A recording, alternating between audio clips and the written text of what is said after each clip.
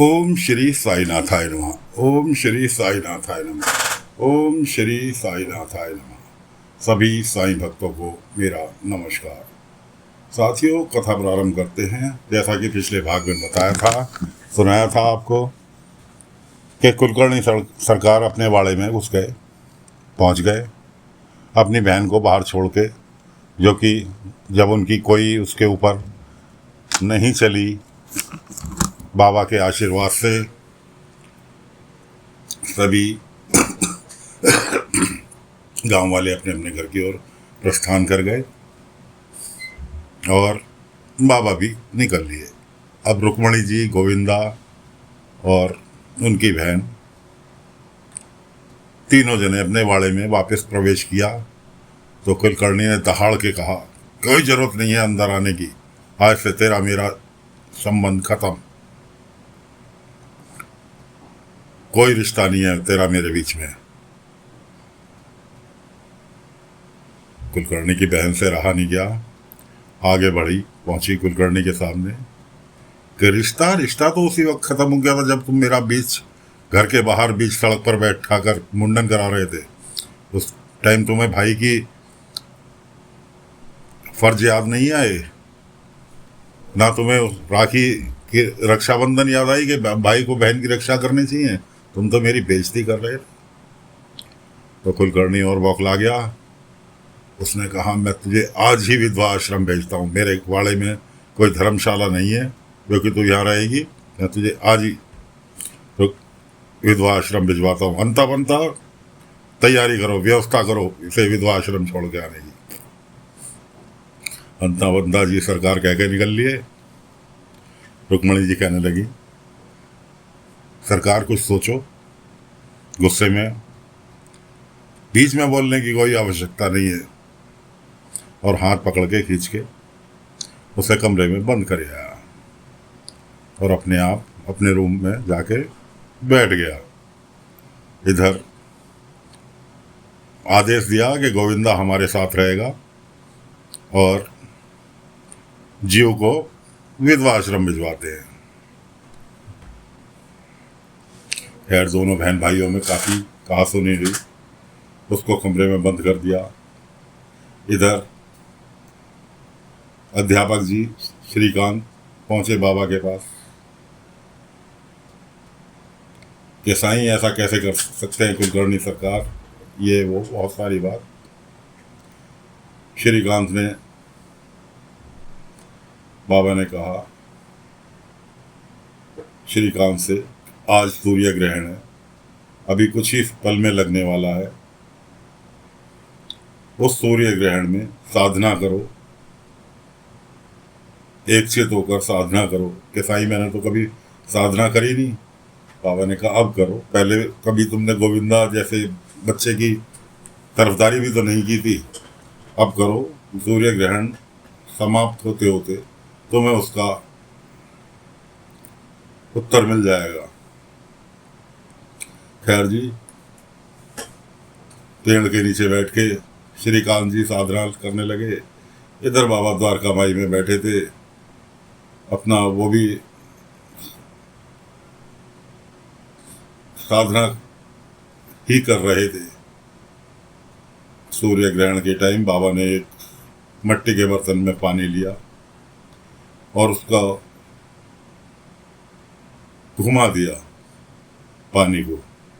पानी एक, जैसे आपने नदी दरिया के अंदर भंवर उठता देखा होगा, ये पानी के बीच में गोला घूम रहा है बहुत तेजी से, उस तरह से वो पानी घूमने लगा। पानी घूमते घूमते उसमें झाग तब्दील हुए। बाबा ने कहा, अब अमृत बरसने का टाइम आ गया। इतने में सूर्य ग्रहण चालू हो गया। सूर्य ग्रहण जिस टाइम पड़ता है तो कहा जाता है कि उस वक्त किया हुआ जब तब भगवान का ध्यान बहुत कामयाब सिद्ध होता है, मनोकामना पूर्ण होती है अगर सूर्य ग्रहण के दौरान अगर कोई पूजा पाठ की जाए। उधर कुलकर्णी ने प्रोग्राम बनाया था कि 5-6 घंटे सूर्य ग्रहण पड़ना है, सभी गांव वाले अपने अपने घर में रहेंगे, मेरे बीच में कोई बाधा नहीं आएगी और इसको मैं विधवा आश्रम के लिए चलता कर दूंगा। व्यवस्था होते होते काफ़ी टाइम बीत गया। उधर सूर्य ग्रहण खत्म होकर उग्र होना चालू हो गया, मतलब दोबारा सूर्य चमकना चालू हो गया धीरे धीरे। जैसे आप सभी ने देखा है, सूर्य ग्रहण के बाद सूर्य धीरे धीरे करके चमकना चालू करता है। इधर कुलकर्णी के आदमियों ने कहा आकर के सरकार तैयारी हो गई। कुलकर्णी ने जबरदस्ती अपनी बहन को पालकी में बैठाया कि गांव की सीमा तक मैं छोड़ने चलूंगा, उसके बाद तुम लोग इसे विधवा आश्रम तक ले जाना। इधर श्रीकांत, जैसे सूर्य ग्रहण खत्म हुआ, श्रीकांत के पास उसकी जो पत्नी मर चुकी थी उनकी रूह आई। दोस्तों, सब ये बाबा की लीला थी। उसने श्रीकांत से को दिलासा दिया और उससे डिमांड की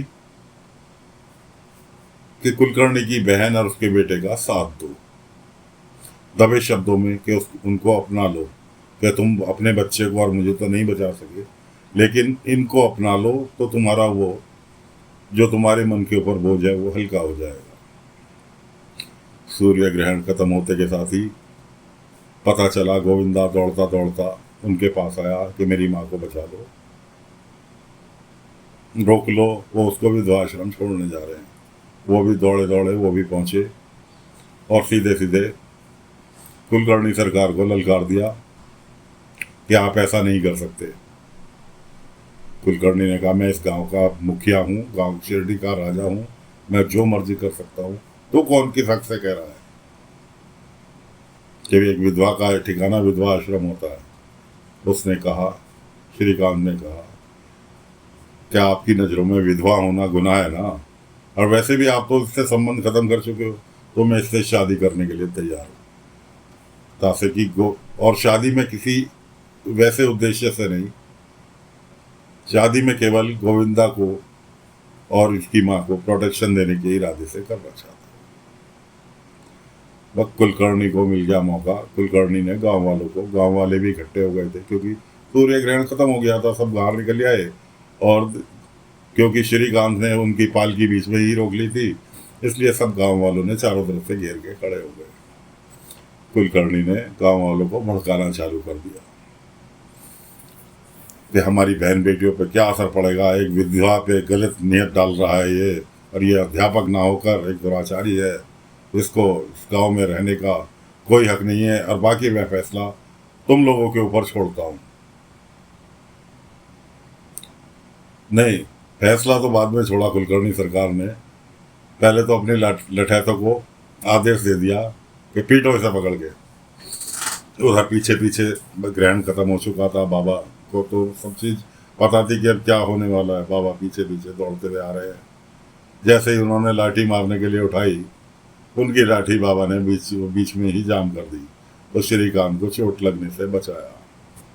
श्रीकांत को चोट लगने से बचाया। उधर मावसापति जी, उनकी पत्नी, दोनों ही आ गए थे बाबा को देखते हुए। सभी लोग इकट्ठे हो गए थे। बाबा ने कहा कि सरकार, मैं इतना ही कहा था कि कुलकर्णी फट पड़ा कि बैरागी तेरी आने की ही कमी बाकी थी कि ये मेरे परिवार का मामला है। पापा ने कहा, परिवार का मामला तो तुम्हारा खत्म हो चुका, तुम अपनी बहन से सारे रिश्ते नाते तोड़ चुके। अब गांव वाले तो बुद्धू होते ही है, तो गांव वालों ने कुलकर्णी का राग अलापना चालू किया। साईं, कुलकर्णी सरकार इस बार सही कह रहे हैं, एक विधवा को विधवा आश्रम में रहे, नहीं तो घर में रहे तो विधवा के कर्म करने जरूरी हैं, इसलिए इस बार कुलकर्णी सरकार सही कह रहे हैं।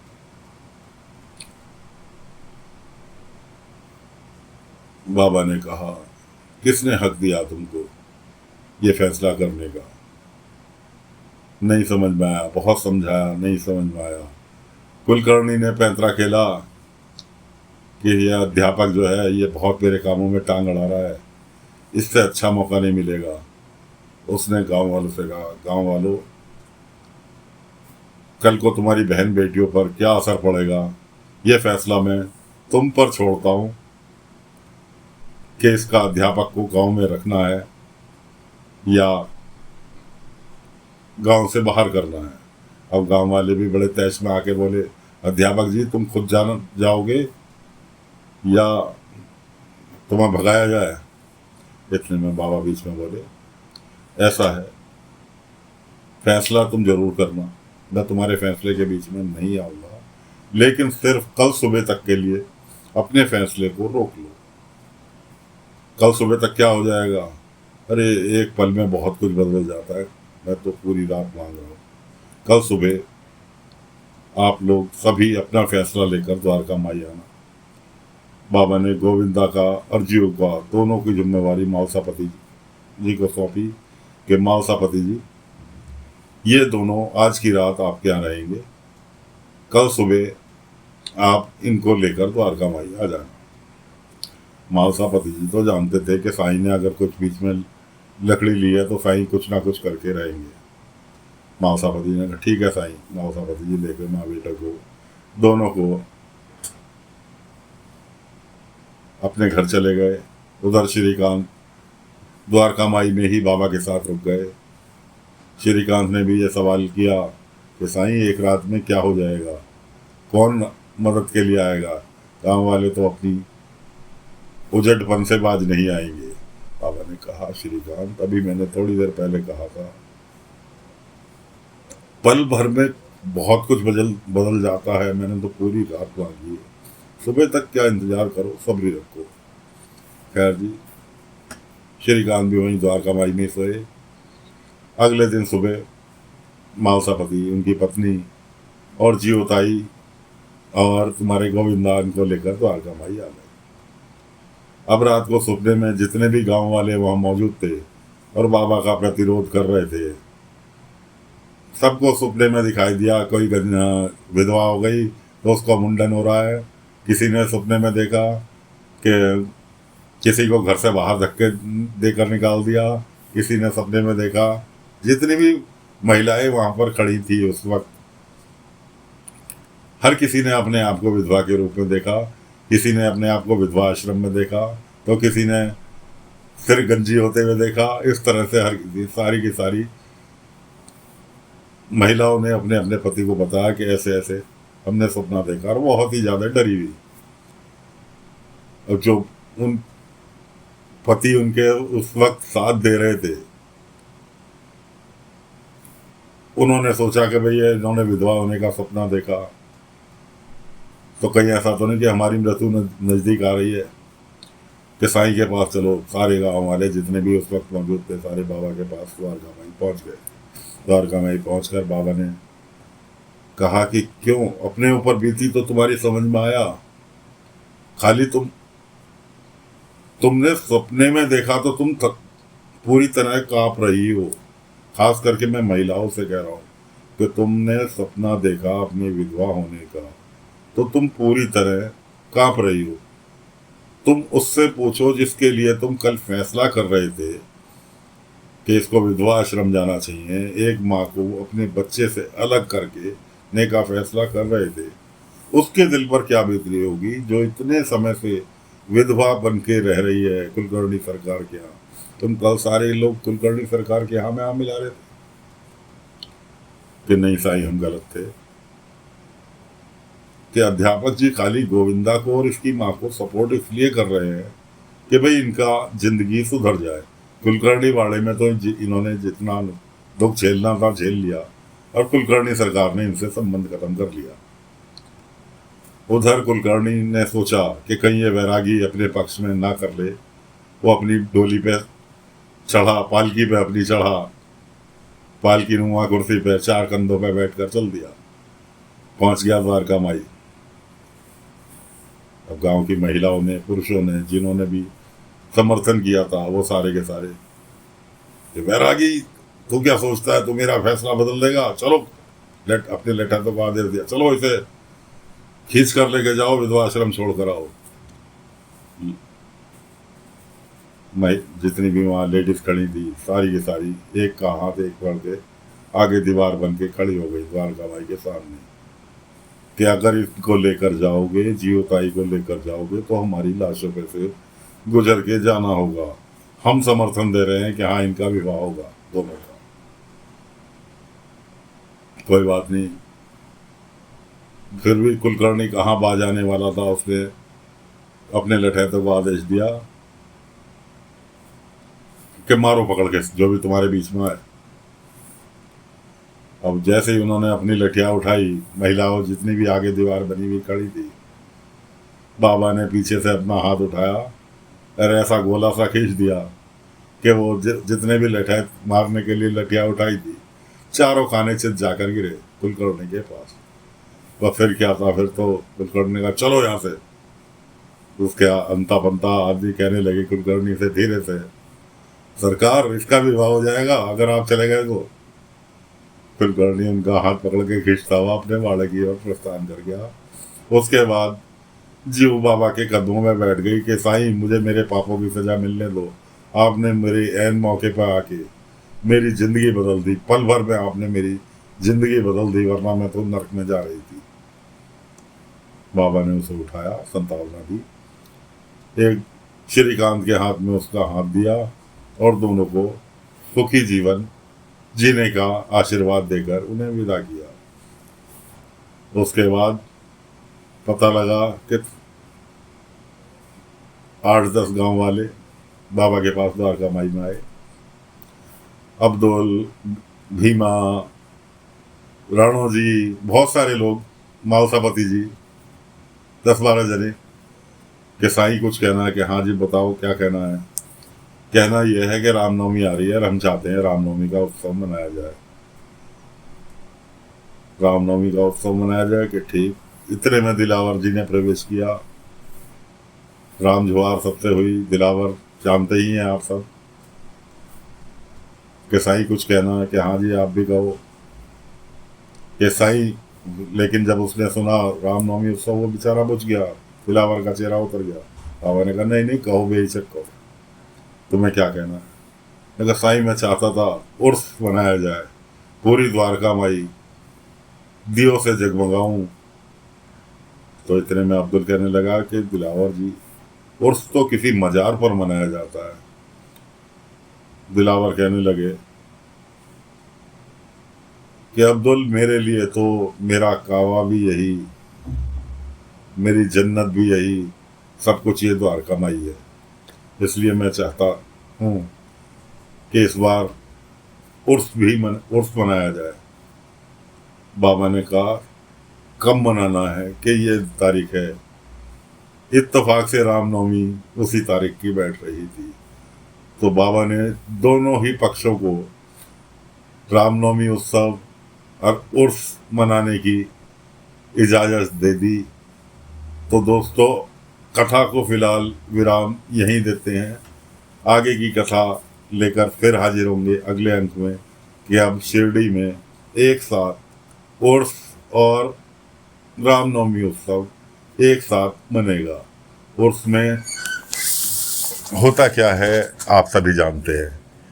पूरी की पूरी कब्रिस्तान को, मस्जिदों को सजाया जाता है, एक त्यौहार के रूप में मनाया जाता है। तो साथियों, फिलहाल कथा को विराम देते हैं। अगला अंक में आगे की कथा लेकर फिर हाजिर होंगे। तब तक के लिए आज्ञा दीजिए। ओम साई राम, ओम साई राम, ओम साई।